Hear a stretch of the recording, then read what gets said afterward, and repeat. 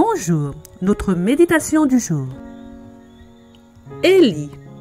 Alors Élie s'approcha de tout le peuple et dit: Jusqu'à quand clocherez-vous des deux côtés?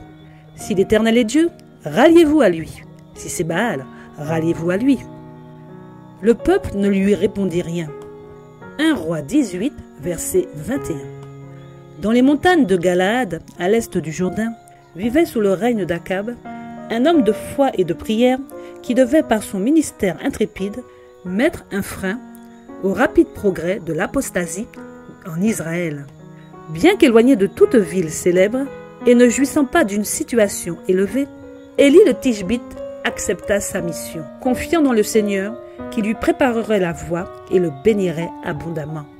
Ses paroles étaient empreintes de foi et de puissance, et sa vie tout entière consacrée à une œuvre de réforme. Sa voix était la voix de celui qui crie dans le désert pour censurer le péché et s'opposer à la marée du mal qui déferlait sur le pays.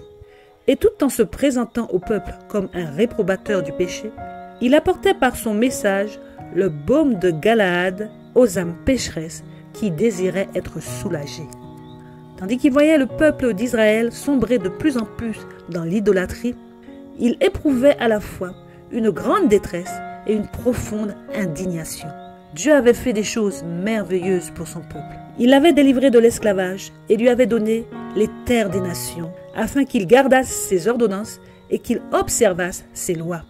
Mais les bienfaits du Seigneur étaient maintenant à peu près oubliés. L'incrédulité séparait profondément le peuple élu de la source de sa force. Élie, qui considérait cette apostasie du fond de sa retraite montagnarde, était accablé de douleur. L'âme en détresse, il suppliait Dieu de mettre un terme à la méchanceté du peuple, jadis honoré par lui, et de le châtier si c'était nécessaire, afin de l'amener à voir sous son vrai jour son éloignement des choses célestes.